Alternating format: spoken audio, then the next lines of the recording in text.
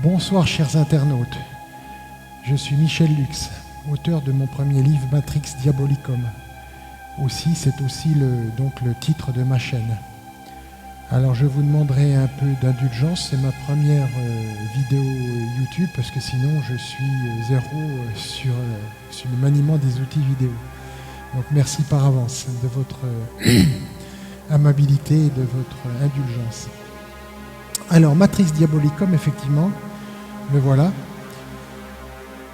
Il est accessible sur Amazon. Et donc, je vais vous parler de ce livre. Alors, il a 18,90 € si je me rappelle bien en version brochée, et puis 7 € je crois en version Kindle. Alors, Matrix Diabolicum. Déjà, le premier terme, ça fait allusion au film culte bien connu, dont la trame principale est l'hypothèse que nous puissions tous être dans une simulation informatique globale. Donc ça, tout le monde, enfin beaucoup de personnes connaissent cette histoire. Et Diabolicum, en fait, ça fait référence à l'origine de l'entité que j'identifie comme pouvant être réellement dans notre réalité, à l'origine de la matrice dans laquelle je pense que nous vivons. Je dis bien je pense. Je peux me tromper, bien sûr.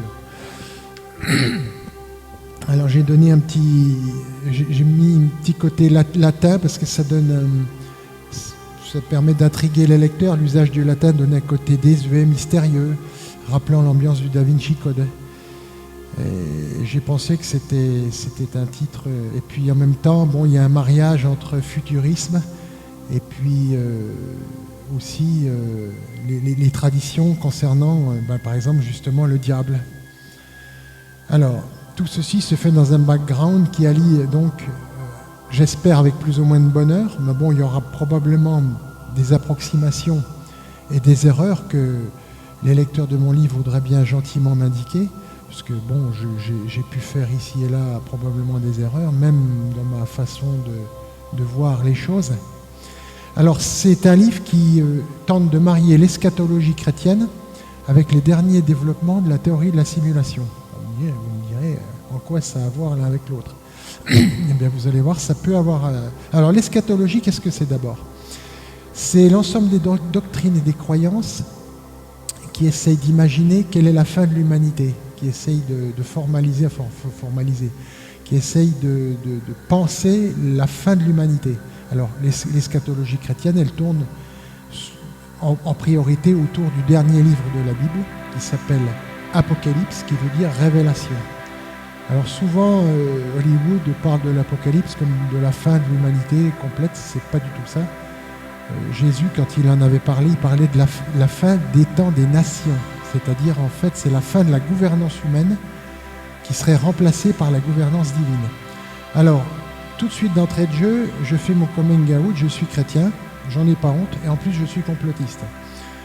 Deux caractéristiques qui sont rédhibitoires, même pour être interviewé par des sites alternatifs. Mais je l'assume bien volontiers. Alors, une mise au point immédiate. Ceux qui auraient des boutons à l'évocation de termes comme Dieu, Jésus, ange, Bible ou démon, écoutez, si vous n'arrivez pas à faire la part des choses et essayer de m'écouter objectivement avant de tourner le talon, écoutez, je ne peux que vous dire de passer votre chemin. C'est terrible, mais c'est comme ça. Voilà. Alors, dans un souci de toucher le plus grand nombre de lecteurs possible, la première partie du livre aborde ce qu'on pourrait appeler un certain nombre de théories dites du complot. Alors ça va des attentats du 11 septembre, a-t-on vraiment marché sur la Lune, que penser de l'assassinat de John Fitzgerald Kennedy, projet MK Ultra, les pyramides égyptiennes, etc. etc. Alors c'est de la petite initiation, sinon au lieu d'avoir 350 pages, le bouquin aurait fait des milliers de pages. C'est pour essayer d'éveiller un petit peu, dans cette première partie, ce qu'on appelle les normises, c'est-à-dire les personnes qui font encore largement confiance dans les autorités politiques, économiques, financières, scientifiques, religieuses. Ça pourra, j'espère, leur donner envie de creuser un peu plus ce que j'explique dans mon livre. Ensuite, je me tourne sur des thématiques plus ésotériques. Alors par exemple la théorie du ressentisme d'un russe qui s'appelle Fomenko. Alors je ne vais pas spoiler mon bouquin, vous pouvez aller voir Fomenko, ressentisme, ça vous donnera une idée. Après un thème beaucoup plus couru, excusez-moi j'ai un chat dans la gorge, les ovnis. Alors les ovnis, je l'aborde sous l'aspect chrétien, c'est-à-dire que, bon, il y a l'hypothèse extraterrestre, qui bien sûr qui est pour l'instant effectivement elle rend compte le mieux de tout ce qu'on peut trouver dans le phénomène ovni, mais il y a quand même des choses extraordinairement étranges dans le phénomène ovni, comme par exemple les aumons noirs, dont je parle aussi dans mon livre, qui sont tellement bizarres et tellement farfelus que j'y vois, je ne suis pas le seul à voir ça, quelque chose d'autre derrière cette soi-disant identité extraterrestre. Et moi, je l'identifie comme quelque chose de, allez, osons le mot, diabolique. Je sais bien que c'est... Alors, quand on parle de Dieu, encore, bon, les gens arrivent à vous suivre. Mais dès qu'on parle du diable, alors là, on est carrément perché, on est traité d'illuminé. Et pourtant, il faut savoir que des phénomènes comme les possessions sont amplement documentés. Par exemple, le film L'Exorciste est basé sur bon, ça a été amplifié par Hollywood, mais c'est basé sur une histoire vraie. Et il y en a plein d'autres comme ça qui sont documentés et parfois par des équipes scientifiques, comme par exemple l'affaire de Enfield en Angleterre. Ah, en Angleterre, oui, je dis bien. Alors, je ne suis pas le seul à voir un côté diabolique dans les ovnis. Il y a des gens comme Jean Sider, un grand ufologue, je crois qu'il nous a quittés. Il y a Jacques Vallée qui, à un certain moment, il voyait une manipulation d'une intelligence qui n'était pas forcément extraterrestre. Il y a des gens aussi comme... j'ai au bout de la langue, un Américain, ça me reviendra, bon, enfin il est connu aussi, qui a inspiré le film avec Richard Gere, les prophéties... bon, ça va me revenir, bon, peu importe. Alors j'aborde aussi les apparitions mariales. Alors c'est pareil, là aussi, beaucoup de gens identifient à Marie ce que j'identifie moi comme des êtres trompeurs. Et j'explique pourquoi dans le livre. Alors j'y parle aussi du Saint-Suaire, j'y parle des égrégores. Alors les égrégores, je pense que certains d'entre vous savent ce que c'est, vous verrez. En gros, pour résumer, c'est l'ensemble, c'est les forces qui se créent quand un groupe de personnes œuvre avec passion, généralement sur le même sujet. Il se crée une espèce de force qui finit parfois par avoir une certaine autonomie, qui transcende en fait tout le groupe. Vous verrez ça dans les livres. J'y parle de la thèse gnostique des archontes. J'y parle du projet conscience globale, vous verrez pourquoi. J'y parle, bon, forcément de Dieu, de son existence, les preuves de son existence, en particulier l'existence de codes mathématiques dans la Bible, et puis différents phénomènes paranormaux. Et enfin, j'aborde cette fameuse thèse de la matrice. Alors, quelle est cette idée que j'ai de la matrice? Eh bien, en fait,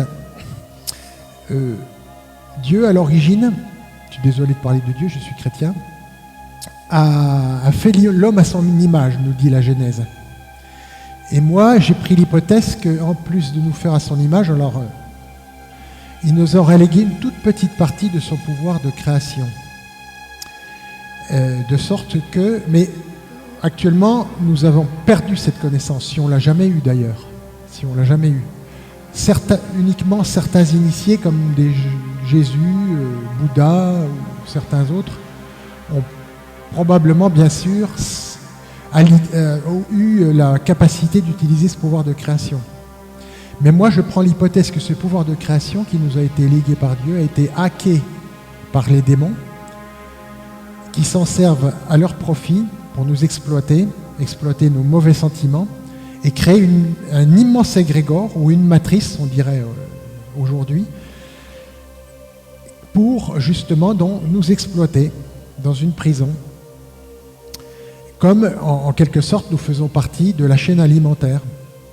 Simplement, c'est comme si nous étions des animaux d'élevage dont on tire quelque chose, un profit. Sauf qu'il y a une différence essentielle, c'est que nous sommes co-créateurs des murs du hangar. Mais nous ne savons pas, c'est ça. Nous ne le savons pas. Les démons se servent de cette ignorance. Alors, pour dire que nous sommes dotés peut-être d'un pouvoir de création, je me sers des derniers développements de la théorie de la simulation. Alors, j'y cite par exemple des gens comme Monsieur Bostrom, Nick Bostrom, qui est un philosophe, qui a formulé une hypothèse qui a fait choc, qui est en 2003, si je me rappelle bien. En gros, non seulement nous pourrions être dans une simulation, mais la probabilité que nous le soyons effectivement est probablement même plus importante que d'être dans la réalité de base, ce qui n'est pas une moindre affirmation. D'ailleurs, affirmation qui a été reprise, je crois, par Elon Musk, qui l'a fait sienne aussi. Alors, je cite aussi des gens comme Sylvester Gates, c'est un physicien, spécialiste entre autres de la supersymétrie et de la théorie des cordes, qui aurait trouvé des sortes de codes informatiques dans le tissu de l'espace-temps, rien que ça. J'y cite Melvin Vobson, un autre physicien, qui est à l'origine de la théorie de l'infodynamique, qui fait de l'information, au sens physique, au sens des physiciens, une entité qui préexiste à la matière, à l'énergie, à l'espace et au temps, c'est-à-dire qui est plus primordiale que ces quatre entités. C'est-à-dire, en fait, voilà, il voit l'information. Alors, l'information pour un physicien, c'est tout changement d'état de quelque chose. Alors quoi c'est encore difficile à définir. Un physicien expliquerait certainement ça bien mieux que moi. Je vous invite à consulter des vidéos avec Melvin Vobson et Sylvester Gates, par exemple.